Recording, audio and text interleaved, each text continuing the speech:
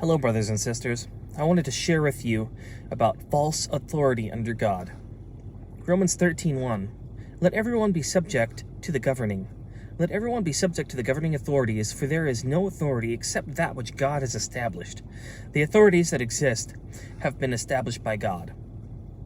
False authority derives from God is common. Many people proclaim that they've risen to power and that people under them must submit. However, that is not at all what God was referring to. The people in power who submit to God's authority, holding his commandments in truth, are the real authority. Not Pharisees who claim to understand God's law, setting up endless lines of bureaucratic red tape, nor Roman governments who demanded the Jews comply, or any other government for that matter. Many forget that God is the one to interpret his own law. He can also pardon whom he wants to, such as when the apostles ate grain on the Sabbath. The Pharisees demanded that they broke the Sabbath, but God allows people to work for the Lord and do good works, including tending to emergencies, just like giving priests and Levites sacred food offerings from the offerings. He too will afford his workers special grants and provisions, including praying and asking permission if you want something. Some people will hold on to the law up to never accepting Jesus as their pardoning grace which God gave them. In their minds, they have to live a perfect life under the laws which God gave Moses, which is unattainable. Therefore they perish. God is the author of truth. He is the final say on what is good and bad, holy and unholy. The Bible gets its authority from God, and Jesus elaborates God's meaning as he was God in the flesh.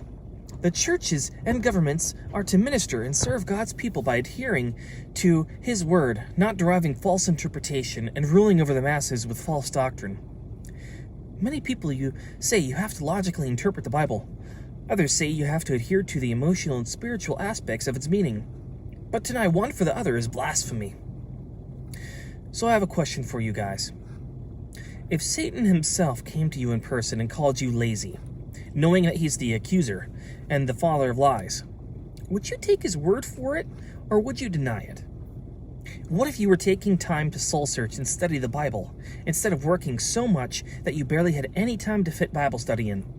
Do you think God would be happy with you working a 9-to-5 job, working overtime, only living for the weekends for yourself, watching sports instead of working a part-time job, just getting by and taking all your free time to get closer to God, as well as taking time to figure out how to minister in your own way to people?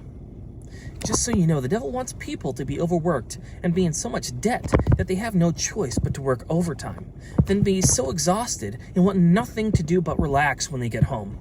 Anything but Bible study or sharing the gospel of Jesus Christ. So anyways, let me know down below. All right. Amen. God bless, and take care, you guys.